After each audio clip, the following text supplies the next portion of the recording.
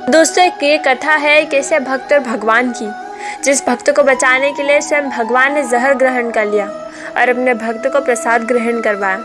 एक सेठ जी जो कि बड़े कंजूस थे, एक दिन दुकान पर बेटे को बिठा दिया और बोले, बिना पैसे लिए किसी को कुछ मत देना, मुझे कुछ ज़रूरी काम है, मैं बस यूँ गया और यूँ आया।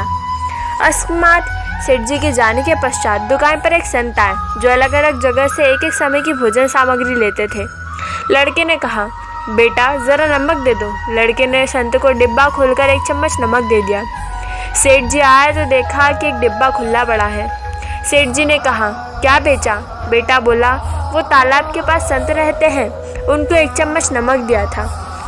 डिब्बा देखकर सेठ जी का माथा ठनका और बोले, अरे मूर्ख, इसमें तो जहरीला पदार्थ है। तब सेठ जी भागकर संत जी के पास गए। संत जी भगवान के भोग लगाकर थाली लिए भोजन करने बैठे ही थे तो सेठ जी दूर से ही बोले, महाराज जी रुकिए, आप जो नमक लाए हैं वो जहरीला पदार्थ था, आप भोजन ना करें। संत जी बोले, भाई हम तो प्रसाद लेंगे ही, क्योंकि भोग लगा दिया है और भोग लगा भोजन छोड़ नहीं सकते। हाँ, अगर भोग नहीं लगता तो भोजन नहीं करते। और भोजन शुरू कर दिया। सेठ जी के होश उड़ गए, वहीं बैठ गए। रात पड़ गई तो सेठ जी वहीं सो गए कि कहीं संत जी की तबीयत बिगड़ गई तो कम से कम वैद्य जी को दिखा देंगे, इससे संत की जान भी बच जाएगी और बदनामी से भी बच जाएंगे।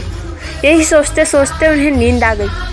सुबह सेठ जी ने देखा कि संत जी सुबह जल्दी ही उठ गए और नदी में स्नान करके स्वस्थ दशा में नाच रहे हैं। सेठ जी ने पूछा, महाराज तबीयत तो ठीक है? संत बोले, सब भगवान की कृपा है। कहकर मंदिर खोला तो देखते ही भगवान का विग्रह के 2 भाग हो गए और शरीर काला पड़ गया। अब तो सेठ जी सारा मामला समझ गए कि अटल विश्वास से भगवान ने भोजन का जहर ग्रहण कर लिया और स्वयं भक्त को प्रसाद का ग्रहण करवाया।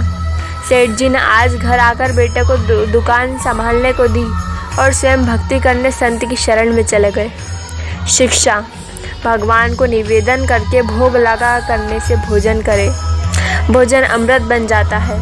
भगवान खुद भी विष पी सकते हैं मगर भक्तों को प्रसाद स्वरूप अमृत पान ही करवाते हैं। श्री कृष्ण गोविंद हरे मुरारी, हे नाथ नारायण वासुदेवा।